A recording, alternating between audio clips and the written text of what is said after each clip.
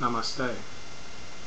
Over the past several weeks, we've been talking about and reading the book Modern Buddhism, the first volume, anyway, from Geshe Kelsang Gyatso. And we've discussed the foundational ideas behind the Dharma. I want for the next 3 weeks or so, during the remainder of this semester, to explore a little bit about what we mean in so many of the lessons. We've talked about your mind creating your experiences, and I think that it's critically important if we're going to understand and move forward with our Dharma practice and with developing a mindset that is compassionate and wise, to understand what it means to take full responsibility.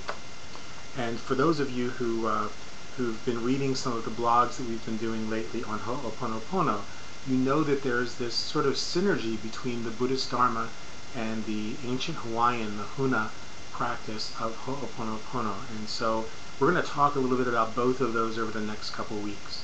I'm also very mindful of the fact that the majority of students who've signed up for this course have, unfortunately, for one reason or another, not been following through with their coursework, have not been logging in, have not been actually doing the work. And so what we're doing right now at Western Buddhist University is we're regrouping. We're going to talk about some non-traditional ways of learning. We're going to revisit some of the alternate ideas that might exist out there for us to be able to create something that both meets the needs of postmodern students and delivers the Dharma in a very clear, very concise way. So let's talk a little bit about what what I mean when I say 100% responsibility. You know, the Buddha said that from your mind you create your experiences, and quite often we just kind of gloss over that and don't really look very deeply at what that means.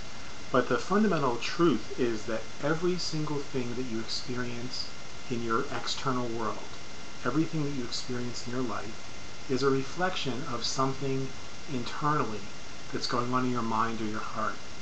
Now, what we need to understand is quite often folks will say, well, then you mean if I see a murder, then there's a murder in my heart. No, that's not what I'm saying at all. If you, I like to use the example of a gentleman whose son has cancer, and to illustrate how people misunderstand that. So many times people get turned off to the Dharma, they get turned off to New Thought and Ho'oponopono because they say, well, if a father has a son who's dying of cancer, you mean to tell me that that father created that son's cancer in his mind? And that's not at all what we're saying. Although indirectly, yes, the experience that that man is having was entirely created in his mind. You see, if in our mind we have this notion of not being good enough, if we have fears, if we have anger, then that manifests in our experiences in life.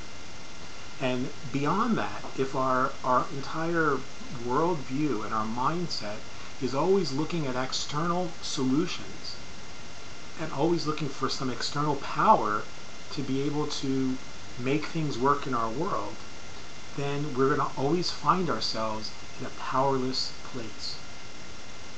And so the idea of 100% responsibility tells us that when we experience something in the world, we don't need to do pujas for that person per se. What we're doing is we need to do treatment for ourselves. And so when someone comes to me and they say, you know, Khenpo, will you do puja for me? I've not been feeling well, and I respond to them and say pujas are underway. What I don't explain always very clearly, unless that person is one of my students for a long time, is that I'm not doing pujas for them to get well, because I recognize the problem is not them, the problem is me. And so I begin doing pujas, the Medicine Buddha Puja, for example, where I recognize that the sacred seed syllables in that mantra and the practice itself brings me back into alignment with my true nature. And when I'm back in alignment with my true nature, then everything in my experience is going to unfold and be transformed. I'm going to be able to transmute the negative experiences and turn them into a possibility for healing, a possibility for growth, and a possibility for change. And so that is what we're talking about when we talk about taking 100% responsibility. Now, what I'd like for you to do today and for this coming week is I'd like you to spend some time really going through the 7-point mind training. You know, we've talked about it briefly over the last few weeks. We've covered some of the essential points, but now I want you to spend 3 weeks actually going through each one of those steps, each one of those maxims again, and now begin to see that this is an opportunity for you to change your world. You know, you've come to the monastic formation program because you want to be ordained. And the reason you want to be ordained is always the same. It's always for the sake of sentient beings everywhere, to alleviate suffering, to bring others to enlightenment. And the only way that you're going to do that is by working on yourself. You can't really permanently alleviate another person's suffering unless you alleviate the source of suffering in yourself. So what you're going to do is you're planting seeds for the causes of merit to ripen on every sentient being in the universe. And you do that by working on yourself. You do that by taking responsibility, by recognizing and being mindful of the things that you say. Not saying, oh, I'm sick of so-and-so, because then you're affirming that you're sick. You're creating the causes for sickness in your life. So it's all about mindfulness. It's all about recognizing that we can make better decisions. Those of you who watch my Facebook wall know that this evening I said that I was done dealing with passive-aggressive, deceitful, irresponsible business partners. And if I were just to stop at that statement, then all I would do is continue to have passive-aggressive, deceitful, irresponsible business partners. But instead, I took the next step and said that I affirm that the right people, people with good hearts, people with high integrity, people with the same values that I have, people who are responsible, reliable, courteous, are being drawn into my life right now. And that the right opportunities for me to break free from any situation that might be toxic is arising and forming right now. You see, I'm creating the causes for things to change in my life. It's not magic. It's not some kind of new age, mumbo jumbo, where we're going to magically manifest a bicycle because we dream about a bicycle at night.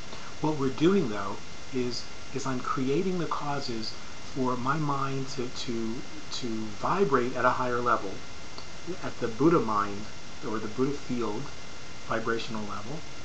And in that place, it opens the door to creativity. It opens the door to inspiration. At any time in our lives, we're either operating from memories, from data in the subconscious mind, or from inspiration. And inspiration is always that creative wisdom, that compassion, that the perfections that come from being in the 0 point, in the Buddha field.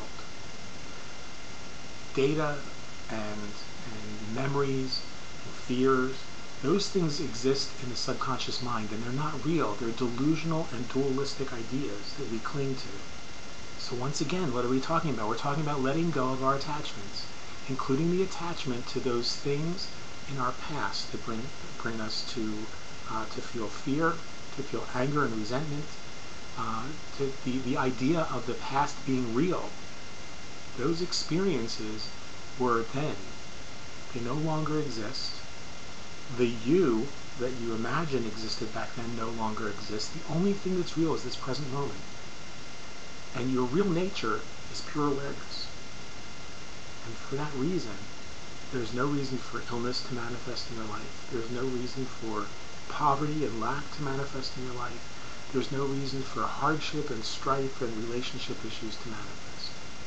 And I promise you that if you begin going through these next few weeks with us very seriously, and if you give it your all, that the next module, when we begin to dig into the second volume, is going to have a much richer texture, a much greater impact on your life and on the life of those around you.